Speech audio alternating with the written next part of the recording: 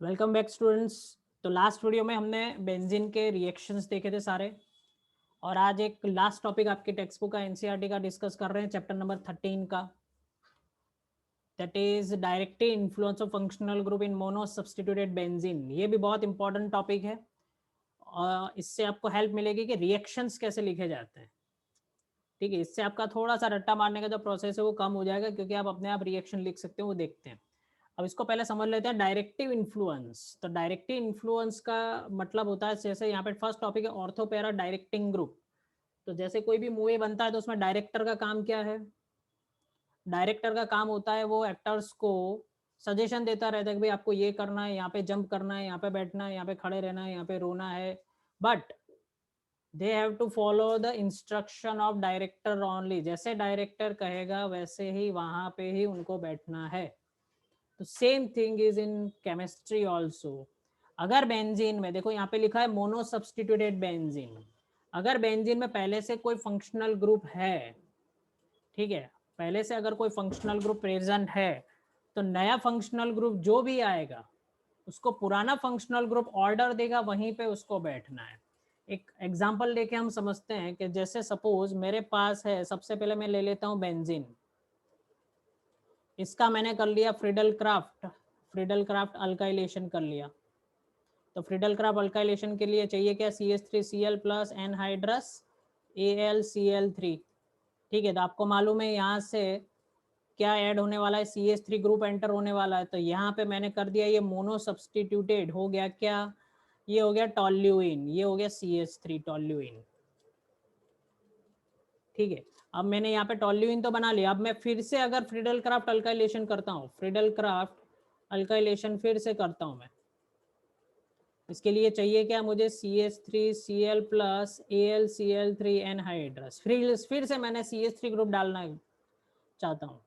तो क्या होगा? जब भी CH3 ग्रुप अगर मैं डालता हूँ तो यहाँ पे CH3 ग्रुप जो है वो ऑर्थोपेरा डायरेक्टिंग ग्रुप है, यानी जो नया फंक्शनल ग्रुप जो आने वाला है उसको ऑर्थो और पैरा पोजीशन में ही बिठाएगा।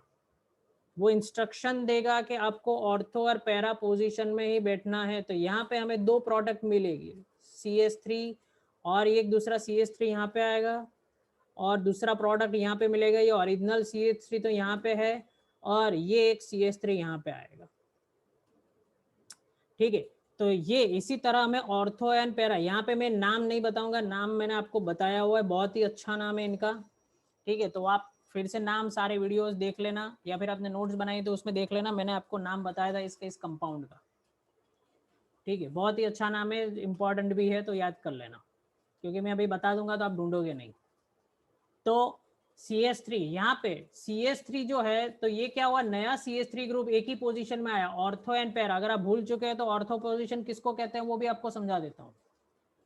ऑर्थो एंड पैरा पोजीशन किसको कहते हैं? तो अगर ये एक फंक्शनल ग्रुप है तो ये दोनों 1 and 2 position is called ortho, 1 and 3 position, 1 2 and 3 position is called Meta. And अगर सामने सामने ऑर्थो, यानी एक यहाँ पे और एक यहाँ पे है, एक फंक्शनल ग्रुप यहाँ पे है, एक फंक्शनल ग्रुप यहाँ पे, यानी 1 2 3 4, तो 1 4 पोजीशन है, that is called para, 1 3 position is Meta, and 1 2 position is called ortho. तो ये हमने लास्ट टाइम देख चुके हैं। ठीक है, तो इनको कहते हैं ऑर्थो पैरा डायरेक्टिंग इफेक्ट, यानी यहाँ पे जो पहले ग्रुप बैठा हुआ है वो नए आने वाले ग्रुप को क्या करेगा? इंस्ट्रक्शन देगा, डायरेक्ट करेगा कि भाई आपको ऑर्थो और पैरा पोजीशन में ही बैठना है। तो ये ऑटोमेटिकली अब आपको याद रखना है कि ऐसे कौन से फंक्शनल ग्रुप है जिसके अंदर हम, ऐसा जरूरी नहीं, हाँ ऐसा जरूरी नहीं है कि अगर आपको पहले से CH3 हो तो बाद में आप CH3 डालोगे। बाद में कोई भी फंक्शनल ग्रुप डालो, जैसे मैंने यहाँ पे सेम CH3 ग्रुप डाला, आप कोई भी फंक्शनल ग्रुप डालो, इफेक्ट किसकी आने वाली है? जो पहले से बैठा हुआ है उसकी इफेक्ट देखी जाएगी, नया आने वाला है उसकी कोई इफेक्ट नहीं होगी। तो क्योंकि नया होता है वो जूनियर होता है, उसको सीनियर के हिसाब से ही काम करना पड़ता है। तो यहाँ पे भी ये सीनियर है, तो जो सीनियर कहेगा उसके हिसाब से उसको करना पड़ेगा। ठीक है, भले जूनियर कितना भी टैलेंटेड हो स्टार्टिंग में, उसको काम तो किसके नीचे करना पड़ेगा? सबसे पहले जूनियर जितना भी टैलेंटेड हो उसको काम किसके नीचे करना पड़ेगा? सीनियर के अंडर ही करना पड़ेगा स्टार्टिंग में। ठीक है, तो ये है यहाँ पे, ये ऑर्थो और पैरा पोजीशन में ही आएगा।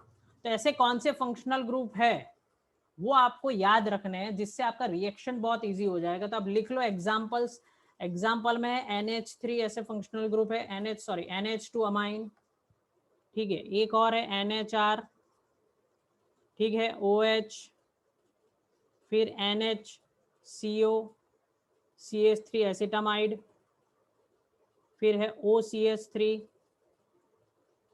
मिथॉक्सी, फिर है हमारा मिथाइल जो मैंने ऊपर एग्जाम्पल लिया है उसका, और फिर उसकी जगह इथाइल भी है। ये कॉमन है जो आपको यूज होंगे 11th-12th में, बाकी जरूरत नहीं है,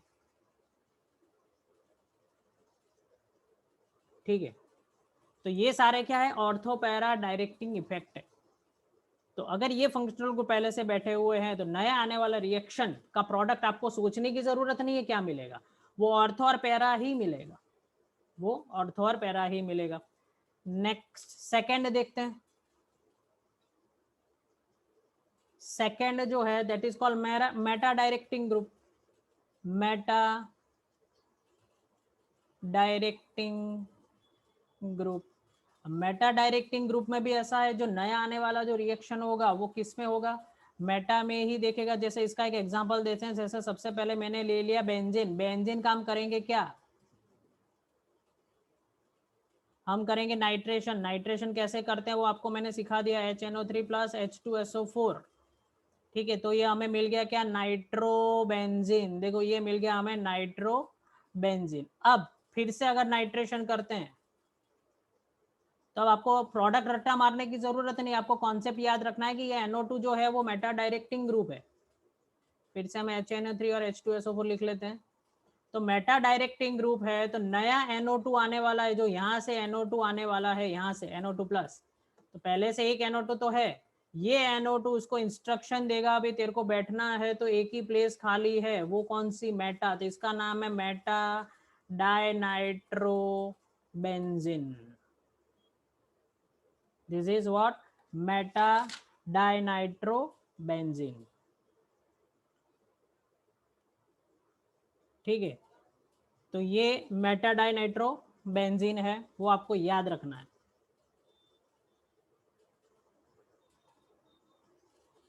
ओके। तो ऐसे कौन कौन से एग्जाम्पल जो है जो आपको याद रखने के, कौन कौन मेटा डायरेक्टिंग इफेक्ट प्रोड्यूस करेगा, कौन कौन मेटा डायरेक्टिंग इफेक्ट प्रोड्यूस करेगा, तो वो लिख लेते हैं उसके एग्जाम्पल्स जो आपको याद रखने। जैसे अगर NO2 हो तो देखो NO2 का एग्जाम्पल मैंने लिया हुआ है, NO2 अगर CN प्रेजेंट हो, तो अगर CN प्रेजेंट होगा तो नया आने वाला ग्रुप मेटा में ही होगा। अगर CHO प्रेजेंट है तो नया आने वाला ग्रुप किस में होगा, मेटा में ही होगा, CHO, ठीक है। इसी तरह COR, इसी तरह होगा COOH एसिड, इसी तरह sulphonic group, sulphonic acid SO3H group, और इसी तरह एस्टर ग्रुप COOR। अगर ये सारे ग्रुप प्रेजेंट है तो नया आने वाला नया जो ग्रुप है, फंक्शनल ग्रुप है, वो मेटा पोजीशन में आएगा, इसीलिए उनको कहते हैं मेटा डायरेक्टिंग ग्रुप्स। ये दोनों इंफॉर्मेशन आपको बहुत हेल्पफुल होगी कि प्रोडक्ट कैसे लिखा, अब आपको रट्टा मारने की जरूरत नहीं है।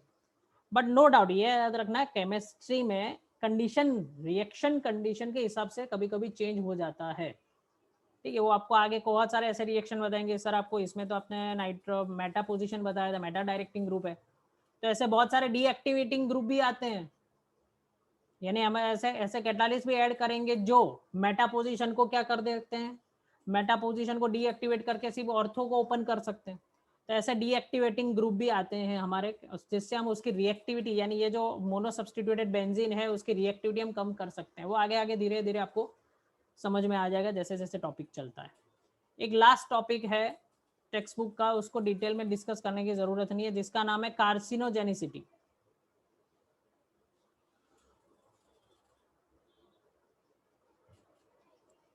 कार्सिनोजेनिसिटी एंड टॉक्सिसिटी, दैट मीन्स जितने भी कंपाउंड है हमारे पास इंक्लूडिंग बेंजीन, ये भी याद रखना, they are all carcinogenic substance, that means they are causing cancer causing substance, ठीक है। क्योंकि ये सारे जो हाइड्रोकार्बन जो है वो सारे क्या है, कैंसर कॉजिंग सब्सटेंस है। जैसे टोबैको है, कोल है, पेट्रोलियम प्रोडक्ट है, कंबस्शन ऑफ ऑर्गेनिक मटेरियल है, प्लास्टिक आप जला रहे हो, फ्यूल आप जला रहे हो, पेट्रोल डीजल कैरोसिन, टोबैको है, कोल है, ये सारे क्या है, कैंसर कॉजिंग सब्सटेंस है। और वो हमारी बॉडी के अंदर डिफरेंट बायोकेमिकल रिएक्शंस करते हैं और even they can damage our DNA also sometimes they are damaging our DNA also and cancer substance भी क्रिएट करते हैं. तो they are called cancer causing substance, they are called carcinogenicity. ठीक है, that is carcinogenicity, carcinogenic substance है. तो students आज ये हमारा हाइड्रोकार्बन चैप्टर यहाँ पे अकॉर्डिंग टू योर एनसीईआरटी सारे टॉपिक हमने डिस्कस कर लिए हैं, खत्म हो रहा है चैप्टर हमारा. ठीक है, और ये सारे वीडियोस अगर आपको फिर से देखने हैं तो मैंने हमारे यूट्यूब चैनल के ऊपर 1 2 3 4 ऐसे सीक्वेंस दिए हुए हैं, उसी सीक्वेंस से आप देखिए पूरा पहले से वीडियो. अगर आपको अभी भी चैप्टर में डाउट्स हैं तो ठीक है, अगर पर्टिकुलर कोई टॉपिक में डाउट है तो आप वीडियो नंबर देख लेते, उसको फॉलो करें. अगर पूरे चैप्टर में पहले से पढ़ना चाहते हैं तो सीक्वेंस वाइज देख ले, 1 2 3 4 5 ऐसे मैंने सीक्वेंस दे रखे हैं.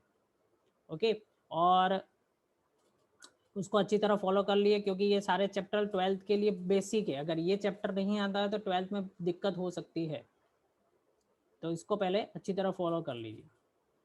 મારા લેક્ચર છે 4 વાગે. તો હવે હું સર આજે સર કાલે 4 વાગે મારા લેક્ચર છે. કાલે સર સર તો 4 થી 7 બુક છે. સર કાલે સવારે જ રાખો ને. હા સવારે રાખો. હા કાલ સવારે ના સર, કાલ સવારે આને તકલીફ છે ભાઈ. જીત તારે શું તકલીફ છે કાલ સવારે?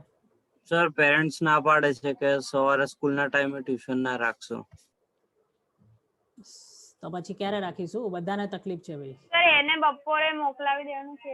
હા તો એક કામ કરે જીત, કાલે તારે ખાલી એક્ઝામ જ આપવાની છે બરાબર. કાલ સવારે જેને ના ફાવે ભાઈ બીજા જીત સિવાયના, તો કાલે તો ખાલી એક્ઝામ જ છે. એટલે હું એક કામ કરીશ, જેને ઓનલાઈન ફાવે તો કાલે એક કામ કરો, કાલે હું છે ને આપણે ઓનલાઈનનું રાખતા જ નથી, કાલે તમારી જાતે હું પેપર અપલોડ કરી દઈશ 4 વાગે બરાબર. અને સાંજે 9 વાગે સુધીનો તમને સબમિશન ટાઈમ આપી દઈશ. 4 થી 9 માં જેને જ્યારે ફાવે ત્યારે, 4 વાગે બી નહીં, ચલો 2 વાગે મૂકી દઈશ. 2 થી 9 વાગ્યા સુધી જેને જ્યારે ફાવે ત્યારે પેરેન્ટ્સની સાઇન લઈ અને મને પેપર મોકલી દે. હા સર ચાલશે. પછી નેક્સ્ટ લેક્ચરમાં એવું હશે તો ઓરલ ટેસ્ટ લઈશ આ બધાની એરોમેટિકની. દરેકને એક એક રિએક્શન પૂછીશ એટલે મને ખબર પડે કે પેરેન્ટ્સની સાઇન જ લીધી છે કે ખરેખર એક્ઝામ આપી છે.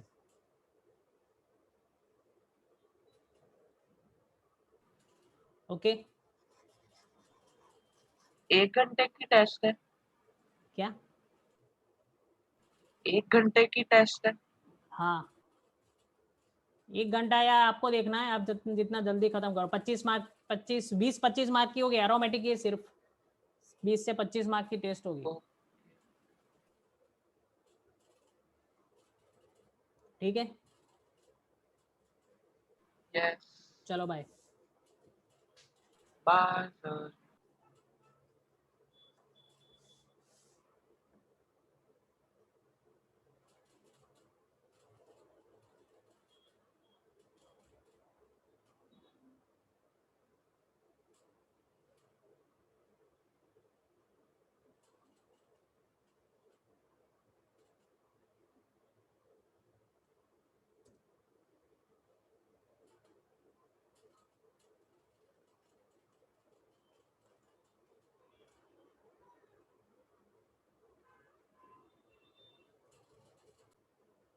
तो ये चैप्टर आपका ख़त्म हो गया है.